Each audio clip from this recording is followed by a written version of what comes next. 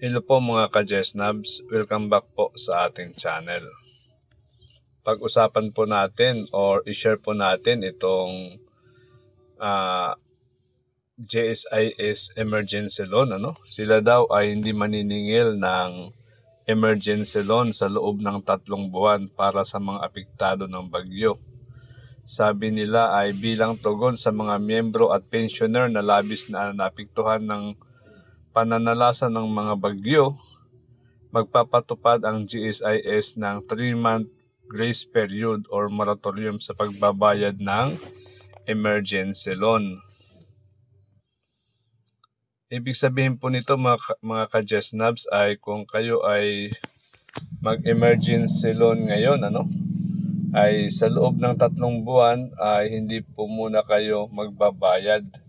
Ito raw ay para makabawi, makarecover at muling makapagsimula ng hindi agad nabibigatan sa mga bayarin. Layunin ng GSIS na maibsan ang pinansyal at napasanin ng mga apektadong miyembro at pensioner habang unti-unting bumabangon mula sa pinsalang dulot ng kalamidad. Ito po ang schedule ng pagbabayad. Kung kayo ay sa November 2025 o ngayong buwan mag-loan, ang unang bayad nyo po ay sa April 10, 2026. Kung December ay sa May 2026, May 10.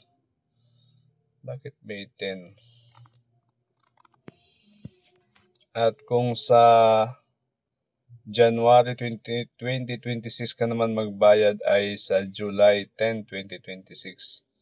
Samantala kung sa February 2026 ay sa August 10, 2026 ka na magbabayad.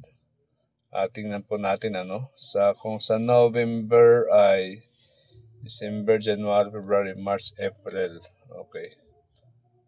December, January, February, March.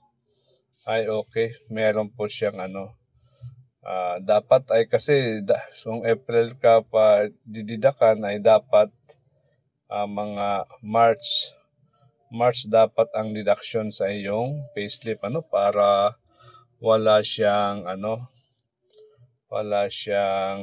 accrued interest.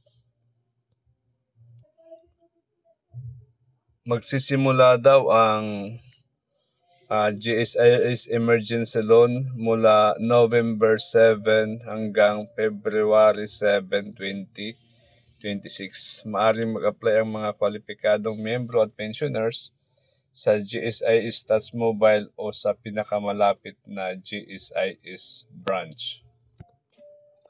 Ito po yung balita sa GSIS, yung kanilang emergency loan. So, yung balita ay yung GSIS opens nationwide emergency loan due to typhoons Tino at saka Uwan. So, yan. The Government Service Insurance System or GSIS is now accepting applications for its emergency loan from active members and old age and disability pensioners all over the country. So, lahat po ng mga member, active man or pensioner ay qualified ng apply nitong emergency loan. So, yung take-home pay ay at least 5,000 pesos after deductions.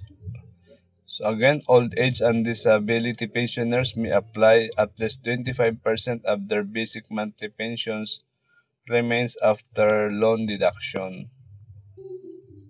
Magkano ba ang pwede nyong malon sa emergency loan na ito? Ito po ay 20,000 pesos kung wala kayong loan ngayon sa emergency. Tapos kung meron ng existing loan ay pwedeng 40,000 from which their balance will be deducted to get a maximum net amount of 20,000 pesos. So yan. So hanggang dito na lang po tayo mga ka-Jesnabs, Update lang po natin ito. Congrats. Bye-bye po, bye-bye.